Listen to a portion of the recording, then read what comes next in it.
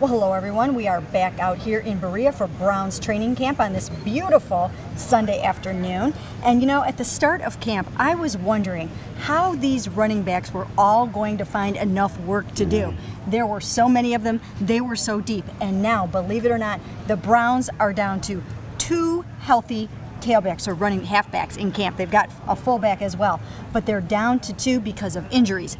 Duke Johnson will probably be out for a little while with a hamstring injury. Terrence West, he's out with a calf. He might be back next week, and then Luke Lundy went out today. Glenn Winston out with the knee. So what was a deep position is now thin. Boy, I wonder if Ray Farmer would call Ben Tate up, say, hey, what are you doing? Whoa.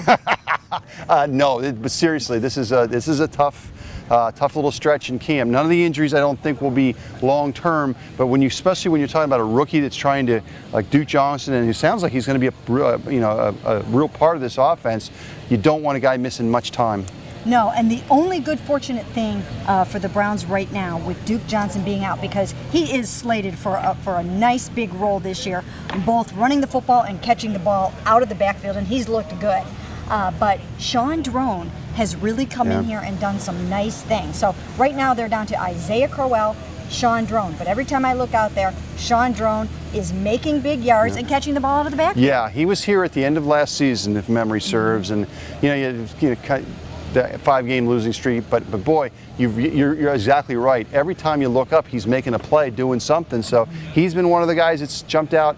The fullback, Malcolm Johnson, to me, has jumped out a lot, catching passes. But we'll see when these other guys can get back. Yeah, and you know what?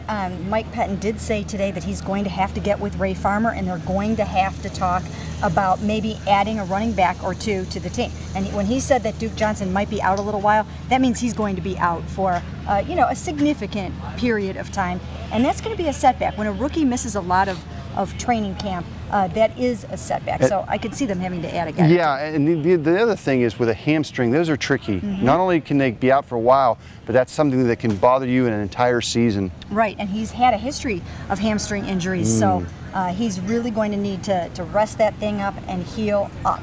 On another couple of notes, boy, Travis Benjamin had a really nice day today. He caught a couple of deep balls, and some of these smaller receivers are really showing up big. Yes, it's interesting. Last year, there was so much. Travis had a tough year returning punts. What he did very well was catch the ball. And, he was coming off that knee injury. And as you know, Mary Kay, guys coming off ACLs, they can play the next year, but sometimes it takes them a full year to recover. And Mike Pettin was talking about that today, that Travis feels so much better, so much more confident in that knee. Oh, you can just tell in the way that he's running.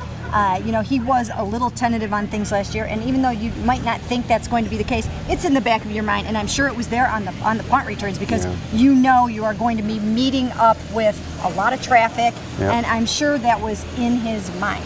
Phil Taylor, he got a little opportunity today to work on inside running drills with the first team offense. So it was good to see Phil back out there. Yes. Obviously he's coming into the last year of his contract. Danny Shelton is here. I'm sure he wants to get out there and contribute. When Phil was able to play last year, he was good. The problem was Phil just didn't play a whole lot because of the problems with the knee. And then on a final note, Billy Wynn, as you all know by now, he went out with what appeared to be a serious knee injury and an ankle injury yesterday. They don't have an update, too much of an update yet.